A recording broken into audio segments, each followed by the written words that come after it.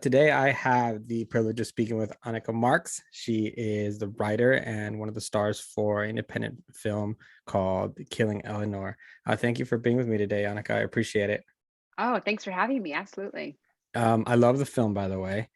It Thank it, it you. was it hits on a lot of different notes, especially with me, who I have close friends, families who are dealing with a similar situation with somebody in their family, and so it's kind of a different perspective.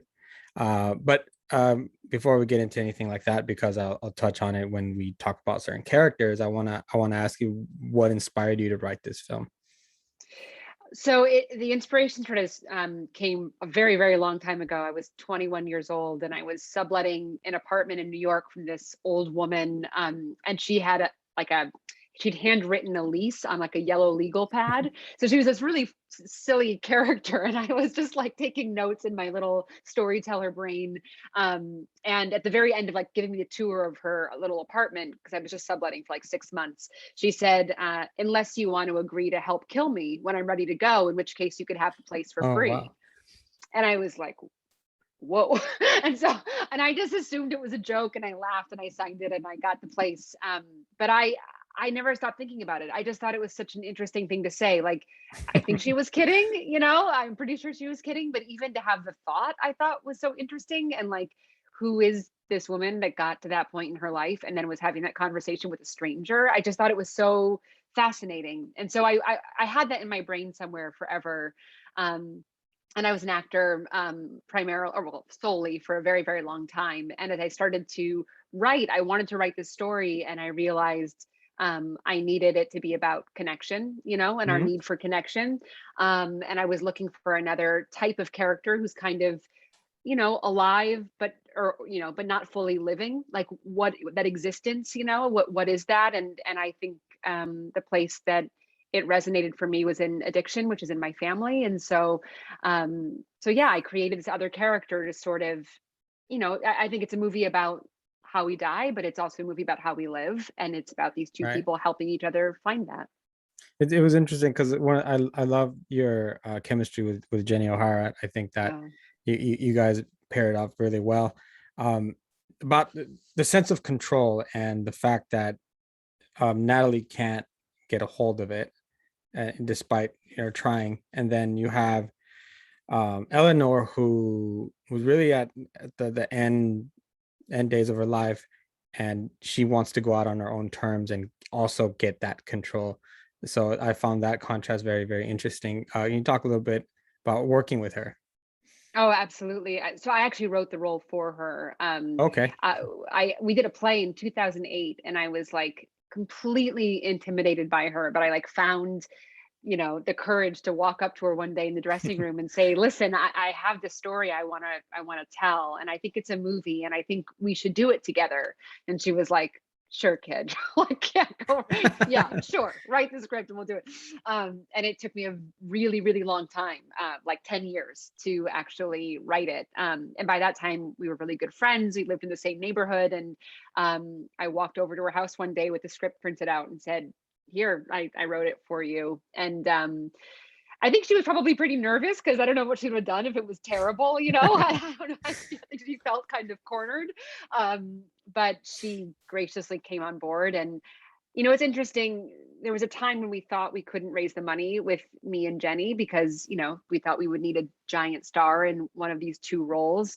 And I was like, then replace me, because there is nobody else who can play Eleanor. I Hmm. wrote it for her. I couldn't imagine another woman who could play 80, who had the stamina. And I mean, that role just was so difficult and exhausting. And it took somebody willing to show you their underbelly, and somebody willing to get dirty and show you the cracks. And I knew Jenny's just a beast of an actress, and I knew she could do it. And I didn't know anybody else that could. And so she was always Eleanor for me. Where did you find I think you said that it's something that comes from your background. Where did you find the inspiration for some of the family characters, because they're very, very relatable to what I've seen in my personal life, especially Yeah, so I No, Good. I was just going to say, I mean, when you said you related to it, I wasn't sure if you were talking about the end of life part or the addiction part. But if it's the addiction part, like I have addiction in my family as well. And I think one of the things I'm always kind of craving when I see addiction portrayed in movies and TV shows is, it's a family disease. Um, Yeah. and when you're part of a family where you're not the addict but you are enmeshed in the addiction that way, that part of it's very clear. And I think that that's a hard thing to communicate in a movie because we tend to focus on the addict. And so yeah, I wanted to tell a story about that, and um the way that the addiction is it's this thing that focuses on one person, but the tentacles of it are just so expansive, Mhm. and often multi-generational. Yeah, and there's a character that really caught my eye was Betsy Brandt's Anya. She plays Natalie's Mm. sister, because to I think that to most people, and I was thinking about it while I was watching it, she really comes off as a jerk, as somebody who doesn't love her sister, and just so um rather uh worried about herself. But having seen the other side of it myself, I started to wonder, is this a character who has been there for her, but is just at her wit's end because it's just over and over and over again. And what's Right. left is that frustration. There is love there, but she's maybe, I don't know how much she's given to her, but so many questions came up about her character specifically. Totally. I love that you bring that up because to me, like Anya, I am Anya, like it's so funny. I hear people talking about how unlikable that character is. And I think but she, like you're saying, she's exhausted and she's also Mhm. telling the truth. She's the one person who is unafraid to speak the truth, even if it's uncomfortable. Um, and I think so often, the things that I have the most guilt about in my own relationship to the addict that I have, lived with and loved forever is the times when I've been afraid to speak the truth, when I've taken the easy road because it just felt like I just was exhausted by the conflict. And to me, Anya's brave, she's courageous. She's willing to say the things that nobody else is willing to say. But it's such an interesting thing about storytelling in film is that whoever you introduce as your protagonist, it's the Walter Yeah. White effect. It's like you are rooting for Natalie because she is your protagonist, and anybody can be your protagonist. And so anybody who is working in countering that person becomes your antagonist. But in so many ways, I think Anya is a much more heroic character. I think she's doing her best, and I think she's exhausted. Yeah, and I found it really interesting through the third act of the film, where they get on the road and you feel like maybe there's a change coming, and then mm, it doesn't. And I think that disappointment that I felt in the film is something that I've seen firsthand before, and how somebody feels about somebody when they think they're maybe making a turn in the road also. So I thought that was brilliant of you to add it that way. Oh, um, thank you. and because it's real, and Yeah. that's unfortunately that's more than that's the reality of more than likely what would happen. And so I think what I really took away from Killing Eleanor is how much you understand about this the subject matter, about the family life, and about people who go through that, and then the way you're able to do that through a compelling story with both of these characters. Oh, thank you. I really appreciate that so much. I hope that people who struggle with addiction, but also people who love those people, feel seen by the film because it's everybody, right? It's such a massive disease, and we have such a hard time talking Yeah. about it. And um yeah, and you're right. I think that whole one day at a time thing is frustrating to think about. We want to think that the people that we love can flip the switch and then we can just get on to easier, better times. But so often it's about starting over, and it's such a lesson in staying in the moment, and appreciating the good moments that you have because there is no guarantee that tomorrow is going to be another one. Absolutely. I want to ask you also about your cast, your production team. You very proud of the fact that you guys had over the half of the cast was female. You had so many in production also female, and part of the team. Can you tell me about assembling that team and why they were the right fit? Yeah, for sure. I mean, look, it starts with the writing. I think, there's a lot of talk right now about how much, people need to write their own stories, and it's awesome. There are more and more people who have, have not had their voices represented by themselves, who are now, out there telling stories. And for me, that's about telling female stories. And so there are two lead characters and two major supporting characters. They are all female, and there's a lot of wonderful little male roles as well. But I'm very excited to tell female stories, because I have felt very unseen by a lot of the women that I have watched in some of my favorite movies and TV shows growing up, right? But just felt like I couldn't totally reach them or recognize them in my own life. And so that's where it starts.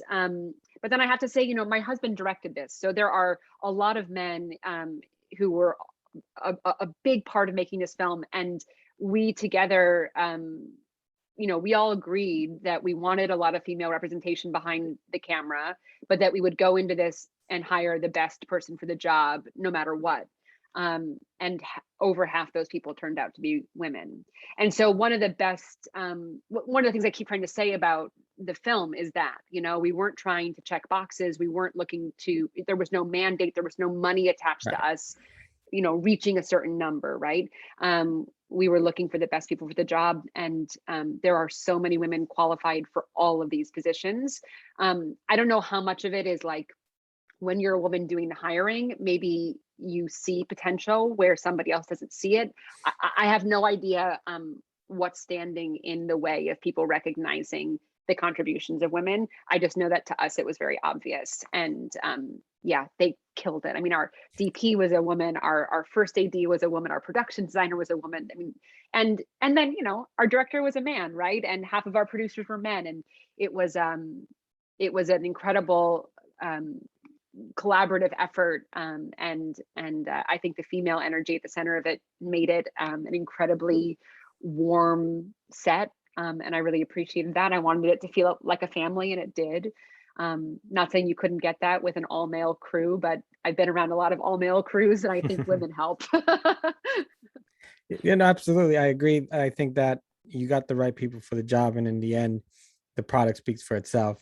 So that really helps. I was going to ask you about the chemistry with the director, but I think you answered that question for me. Yeah, yeah. um, We're still married, which is like, Good. I think it's proof that it went okay. Yeah. Right. How was that experience working with him though, with the film? Oh, it was great. It was great. Like I would never have finished the script if it wasn't for Rich. He is an incredible filmmaker, and he also comes about filmmaking through a completely different perspective from me. Like, Mhm. he went to film school. He has been working he started in music videos. He's been writing and directing for a very, very, very long time. I kind of feel like I snuck in the back door. I was an actor. I was like hanging out by Video Village, watching things, just sort of like learning through osmosis, I feel like, about storytelling and writing and structure and all that stuff. So we have two very different ways of coming about telling a story. And when we get on the same page about the story we want to tell, we know the other person has something that we don't have. And so the collaboration is amazing. We don't butt heads, I think, because we're not trying to do the exact same thing. I can't do what he does. He edited this film. He edited it in our Mm. house. I'm sure if he was talking to you, he'd tell you how that it wasn't all easy having like the writer over his shoulder, like watching everything. But he was very gracious, and he let me in on it. And this was a total collaboration. I feel like, from the very beginning, writing the script, to the very end of doing the mix, like we were just side by side the whole time. That's awesome to hear. Did you guys have any rules or guidelines about, hey, after this hour we don't talk about the movie anymore, or maybe a special Oh, day, anything we like should that? have. We should have. We're both very, very obsessive people. Okay. So if we'd made that rule, we would have broken it. But but I don't know. It's one of those things. Like, we have a kid. We have an 8-month old, and Oh, okay. which is funny because it only took us 10 months to make a baby. It took us 3 years to make a movie. So I feel like it was almost preparation for this. But we talk about Skylar, our son, and what we want for him, and so much. I hope he just find something he loves to do as much as Rich and I love what we do, because we really love it. And so I don't think we sacrifice our romantic life to focus on work. It doesn't feel like work in life. You know, we're artists, we're storytellers. We think we eat this stuff for lunch, you know, we just love it. And it's part of what we love about each other. And yeah, it's you know, it's hectic. There's hills and valleys. It's not all beautiful, but I'm very glad to have a partner who feels the same way that I do about his work. Awesome. I'm really glad to hear that. Just by the way you were talking about it and glanced up a bit, I can tell that you guys are very, very happy together. So that's always very nice to hear when you can find that kind of chemistry with somebody. Yeah, I feel really lucky. So what do you hope is the biggest takeaway from people watching Killing Eleanor? I guess I hope that people will have conversations that they might shy away from otherwise. Like, to me, that's the best thing that art can do, is that it just invites us to talk about something human and real, and something that we are thinking about and marinating on, but like maybe don't have either the vocabulary or the stamina or the courage to talk about. And we don't like talking about death. It makes us uncomfortable. And I think because we avoid it, in some ways we make it harder, because we don't deal with it until it's upon us, and it's like it is going to be, right, we are all going to deal with it. So I hope this movie, because I hope that people enjoy it. I hope it's a fun ride. There's a lot of humor in it, so I hope people go on this really fun ride, and on the other side of it feel like maybe they're ready to have a conversation that they would otherwise avoid. Annika, thank you so much for your time, for your insight, and a little bit of backscene access on how you made the film. I really appreciate it. Oh, Congratulations on a great thanks. film. Thank you. Thanks for the great conversation. I really appreciated all of it.